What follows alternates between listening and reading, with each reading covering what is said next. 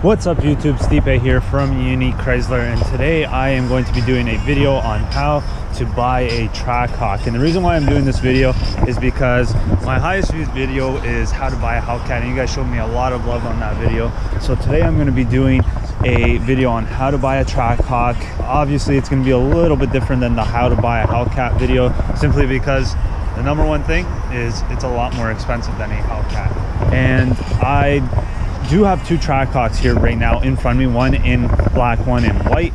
I'll do kind of a more in-depth video on the two so you can see which one you like better. But for now, I'm doing a video on these two vehicles so that you can see what they look like and everything. I'll do a quick walk around. So yeah, to start off at the beginning is how to buy one of these. Well, for one, it is possible. You can finance one of these with pretty much zero down and wouldn't have to put any money down. Obviously there are a few different terms in how you do finance them. In Canada it's probably a little bit different.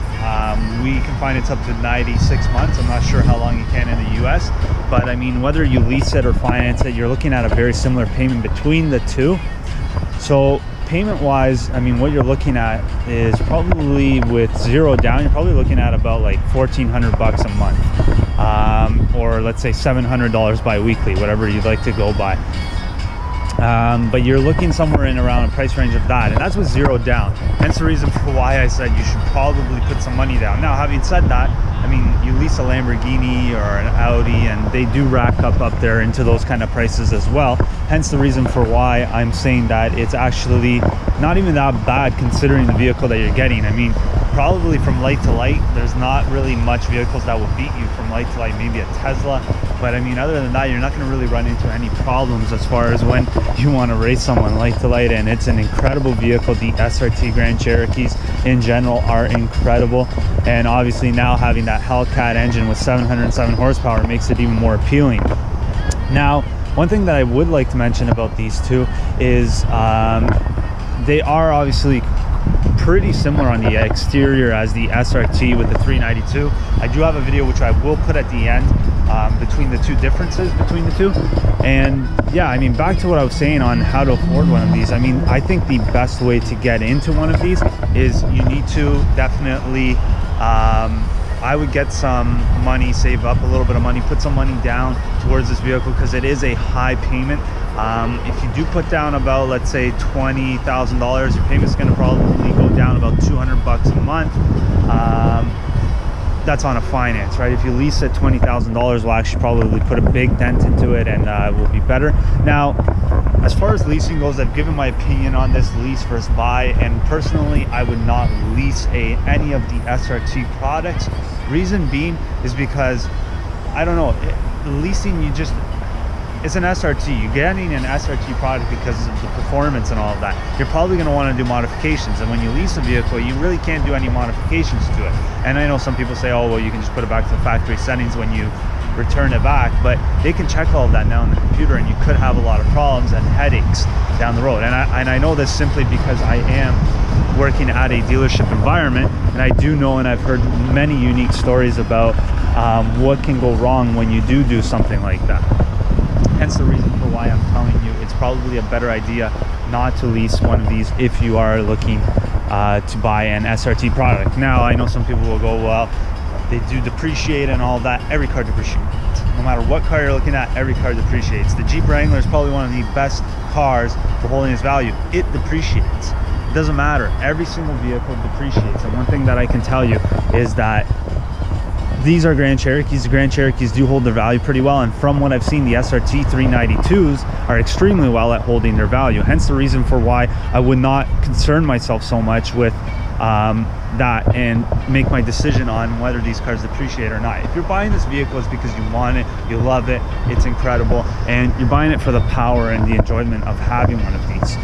So that's my opinion on between buying and leasing. Another thing too is if you do get an outstanding lease payment, I mean, typically sometimes, depending on the dealership, sometimes they can discount the vehicle quite a fair bit and make it very appealing, the monthly payment. Now, what that means though is somehow, some way, most dealerships will figure out how to get their money back. And what I mean by that is they will look for any little nicks, knacks. They'll look under the vehicle for anything, any wear and tear that they can dock you on. They will dock you on when you return the vehicle, which could just give you more problems and headaches down the road, which you don't want to do. Hence the reason for why, again, I don't recommend leasing a vehicle like this. I would buy it, especially a Trackhawk like this. They're definitely a little more rare out there. I do have two obviously in front of me. However, that's not just, I mean, I'm a big Chrysler store, hence the reason for why I do have two here, but it doesn't mean that you're going to see them on the road fairly often. I have not seen one on the road yet. I know they're fairly new, but I have not seen one anywhere on the road. So it does not surprise me that there are these two vehicles here. You know, and that's what I mean. Most of our buyers who, actually every single one of our buyers yet who have purchased one did finance it. Now, whether it was with a big chunk of money down, both scenarios were actually where they put some money down, and I do recommend that. It's because you are also paying off kind of that depreciation curve in the first little bit. Even if it's $10,000, $5,000, it doesn't matter. It's just something to offer you a little bit of time to get ahead and not take such a big hit on these vehicles. And like I said, they are Trackhawks. Any of the SRT product does hold its value pretty well. Sometimes depending on the Challengers and Chargers you're looking at, you could see some sort of a higher depreciation rate than you would, but this is a Jeep product, a Grand Cherokee, which have shown throughout history to hold their value a little bit better than obviously the Challenger and Chargers. And quite honestly, I mean, an insurance on this, I'm 19, I checked my insurance on this, so this is probably one of the more worst case scenarios. However, I do have a clean driving record. I was looking at somewhere around $250 per month, and that's Canadian, so you're probably looking at about $200 on average per month. I would think for insurance, that is assuming you have a pretty clean driving record and you know you are respectably, your age and stuff too plays a huge role in that. But yeah, so I mean, not too bad. So you're looking at overall, probably overall value, I would think, if you're not putting any money down and you're just, you know, looking at insurance and costs and gas and everything like that, you're probably looking at somewhere around, I would think, you probably will want to be making $1,700 of additional money to afford one of these, I would think.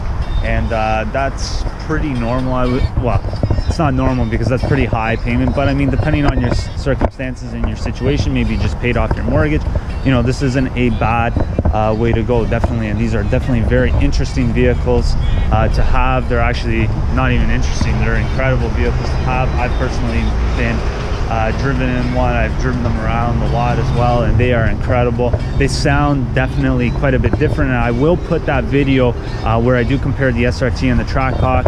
I will put that video somewhere to the right or to the left of me here where I'm standing. I think it'll be here. I'll put the videos, and take a look at that video, the comparison, because it is pretty interesting to see. I do an exhaust startup so you can see how it sounds stock, and we'll go from there. Okay, thank you for watching, guys. This is a video on kind of my 2 cents of what I think if you are looking to purchase a vehicle like this, how to buy one and how to afford one. This is a quick video on that. Thank you for watching, and I'll be back with more videos. Thanks.